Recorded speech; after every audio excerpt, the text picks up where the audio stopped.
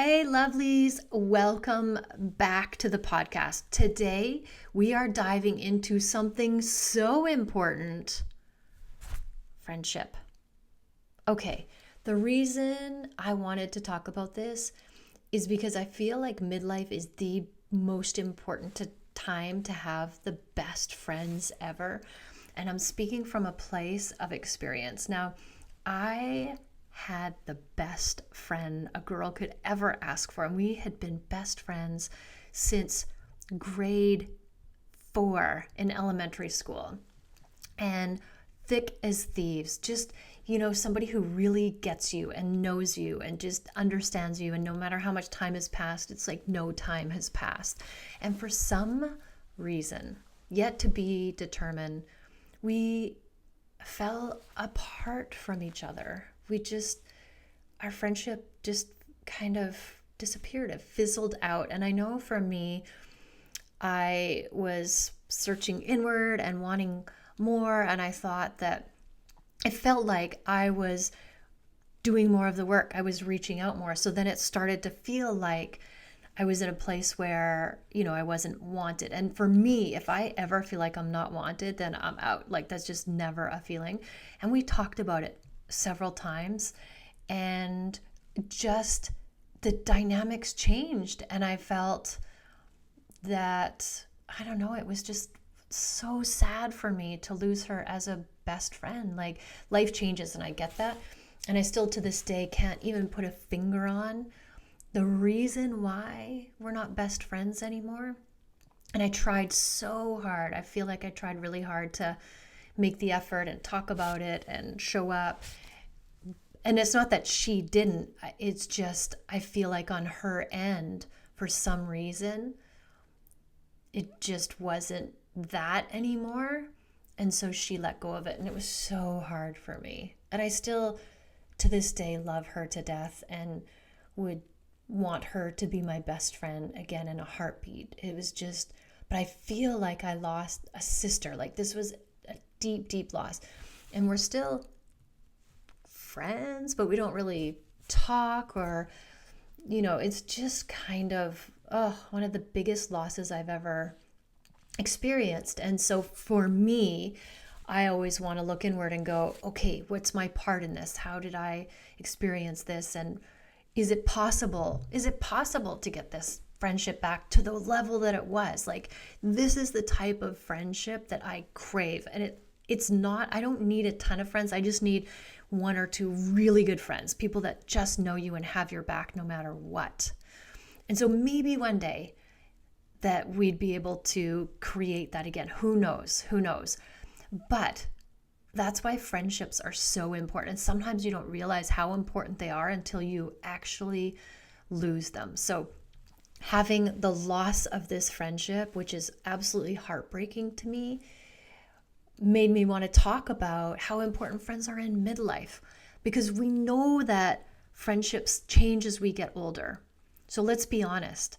Sometimes it feels harder than ever to make new friends. But here's the thing: meaningful friendships in midlife, they are solid gold. They give us that sense of connection, purpose, joy. We all need this. So today, I'm going to give you some tips on how to strengthen old friendships, build new ones, because trust me, it's possible to create deep, fulfilling relationships in midlife. This is what I'm craving. I have this deep desire to be known deeply by other females. All the time I was growing up, it was easy for me to connect with males over females because I was very tomboyish and athletic, and I just had that masculine energy. So I very easily connected with males. And now, as I get into midlife, I'm so connected to females. I've gone the other way, and I'm craving those deep, deep, juicy, genuine girlfriend, BFF, ride or die friendships. So it's possible to create this in midlife. It's totally possible. So let's talk about why friendships shift in midlife. First, our priorities change, of course. Kids, relationships, careers. Maybe we drifted away from certain friends because life just got busy. And on top of that, as we grow, sometimes we outgrow old friendships that no longer align with where we're at in life. Like, school, your kids are hanging out with other school kids, and then they get into high school and they're not hanging out. And so you're not hanging out with those moms anymore. It's totally normal. But here's the tricky part. As we get older, it seems like making new friends might be a little bit harder because we're not in school anymore. We're not dropping kids off, at play dates. So it's not as organic as it once was. But that doesn't mean it's impossible. It just means we get to be more intentional about it. Did you know there's actually science behind why friendships are so important in midlife? Studies show that having strong social connections can reduce stress, lower the risk of depression, and even increase longevity. Yes, meaningful friendships are literally good for your health. And it's not just about the number of friends you have, it's about the quality. It's about having those few people you can call when things get tough, the ones who will lift you up when you need it the most. These relationships help us feel seen, understood, and supported. So if you've ever felt like you've drifted away from your old social circle, you're not alone. And it's never too late to start cultivating new, exciting connections. Okay. Let's start with the friendships you already have. Maybe you've fallen out of touch with an old friend, or maybe you just don't see each other as often as you'd like. Here are a few ways to strengthen those existing connections. Reach out regularly. It doesn't have to be some grand gesture. A simple text, a voice note, or meme that reminds you of them can go a long way. It keeps the connection alive. Just a little refresher. Hey, I'm still here and I'm still thinking about you. Plan one-on-one time. In midlife, quality over quantity is crucial. Instead of group hangouts, schedule one-on-one time with your girls, whether it's a coffee date or a walk in the park. This deepens the connection and allows more meaningful conversations for sure. And be vulnerable. This one is huge, my ladies. Friendships get deeper when we're willing to open up and share what's really going on in your life, not just the highlight reel. When you're honest about your struggles, it invites the other people to do the same. And that's where true connection happens for sure. Okay, let's talk about making new friends.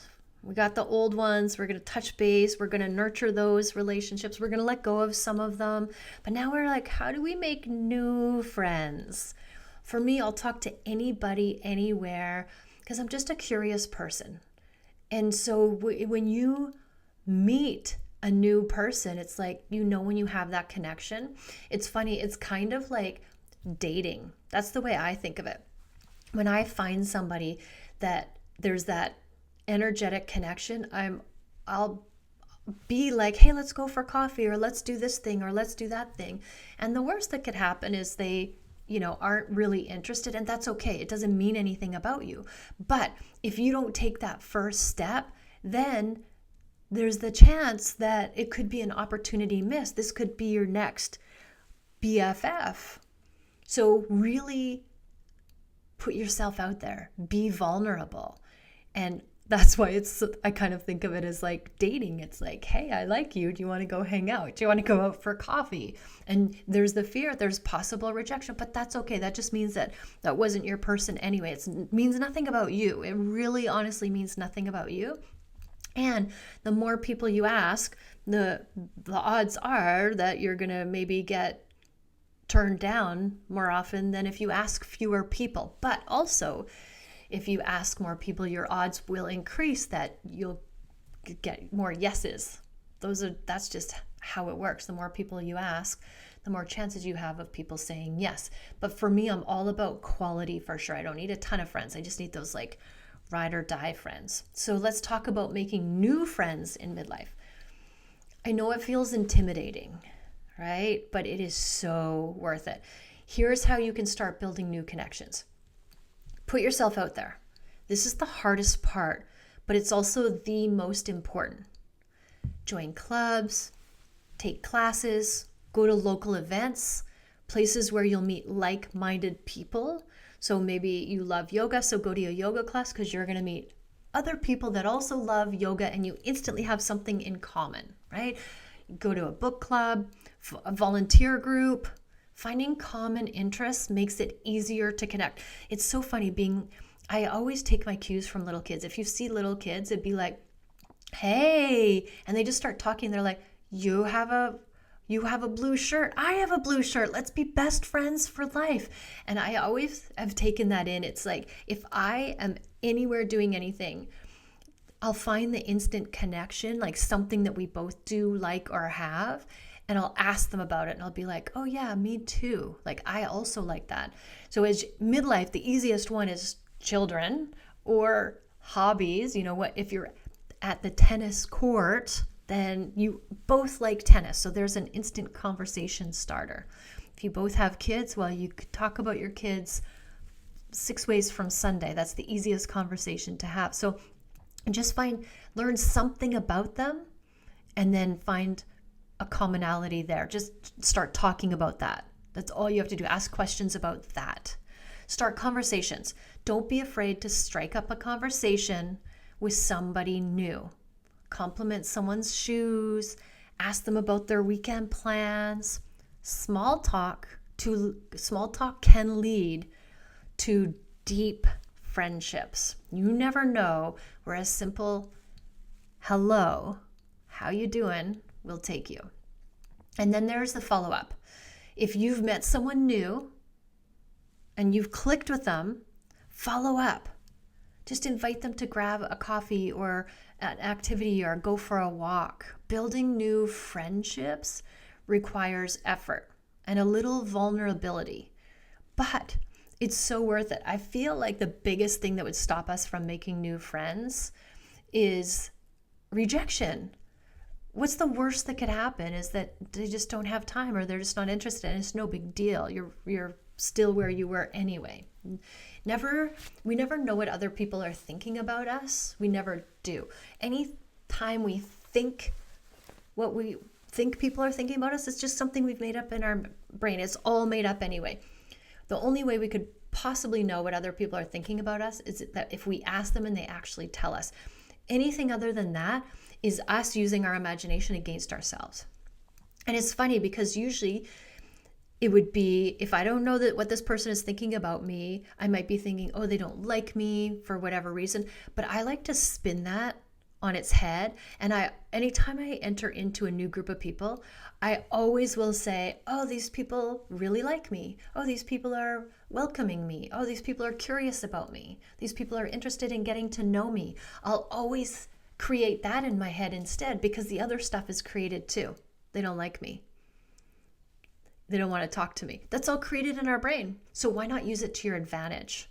This is really, really powerful when you can notice your thought and intentionally think something to create an environment that makes it feel safe for you to put yourself out there and start talking to people.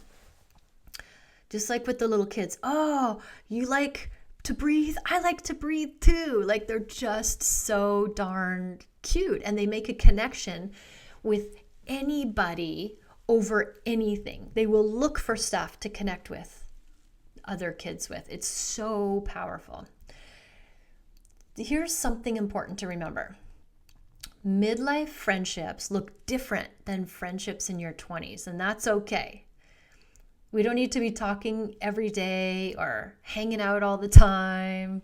What matters is that these friendships are genuine, that these friendships are supportive, that these friendships are fulfilling and worth our time.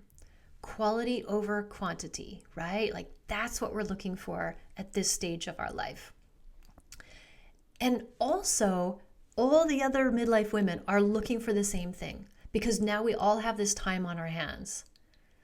We all have the ability, the time, the space to just reinvent ourselves, including our friend circle or our activities or all of it. I'm encouraging everybody that I work with to create anything that they want, even if it's the scariest thing or it seems unattainable. If they can think it in their brain, go for it. Because now is the time. Anything is possible. So many of us are just stuck in a box of something that somebody told us when we were a little kid or something our parents told us. And I'm here to say, like, screw all of that. Anything is possible. Who do you want to be today? What do you want to create for yourself now? So these are the friends who will be there through the highs and the lows. And sometimes the most meaningful friendships are the ones where you can pick up right where you left off, even after months of not talking. Like, we all have those people where it's you haven't talked in a long time and it's like you have never been apart when you start talking again. It is so beautiful. So beautiful. Here's the thing about midlife friendships. They hit differently. You know what I mean? By this stage of life, we've all been through some stuff. We've experienced heartbreaks, triumphs, career changes, kids leaving the nest, or still eating us out of house and home. And let's face it, we've all done some serious self-discovery. That's why the connections we make now can be some of the deepest, most fulfilling friendships we've ever had. Because we know who we are now. Midlife women, we're on a whole other level. We crave connection, but not the surface level, like, let's pretend everything's perfect kind. We're looking for the kind of relationships where we can call someone and say, girl, I'm a hot mess today. And she says, same, let's go get some coffee and laugh about it. Like, that's my girl. At this point, we're just done trying to impress anyone. Seriously, who has the time or the energy to do that? We're not about pretense anymore. We're here for realness. We're here for showing up just as we are. No filters, no gloss, no holding back. And the beauty of midlife friendship is that we don't care as much about what other people think. We've been there. We've done that. And it's horrible. It sucked. And now we're just being unapologetically ourselves. You want to wear yoga pants to go do brunch? Do it. You want to skip the gym and have wine night with the girls? I'm here for it. Midlife is all about embracing who you are and finding people who love you just the way you are. Messy bun, yoga pants, and all. These friendships we're forming now, they are next level because we're not here to play small or hide behind perfection. We're done with that. We've lived enough life to know that the best connections happen when we show up as our true, authentic selves. The friends you make now, they're going to be the ladies who laugh with you through the chaos and cry with you during the tough times without even having a second thought about it. This is when we create those ride or die friendships. And honestly, I think midlife might just be the perfect time to create this kind of a friendship. So here's my challenge for you today. I want you to reach out to one friend this week, whether it's someone you've lost touch with or maybe somebody you've been secretly Insta-stalking because you just know you guys would vibe. Send that text, make that call. Heck, drop the GIF if that's your style. That's me for sure, all the way. I'm going to GIF you. I'm going to be GIFing. Whatever it takes, make the first move. Because if you're waiting for the perfect time, let me tell you, it doesn't exist. Life is too short to sit around and wait for friendships to happen by accident. And here's the truth. Friendships in midlife can be the deepest, most transformative connections you'll ever have. These aren't just people to grab a coffee with. They're the ones who will hold your hand through the tough stuff and cheer you on through the wild stuff. So don't let the opportunity pass you by. Take the first step and watch your world get a little brighter, one genuine connection at a time. And if you want to dive deeper into this topic, you know you can find me inside the Mastering Midlife membership, where we explore all the ways to live your best, most connected life. Thank you for listening. Always, always, always love yourself first and have an amazing day.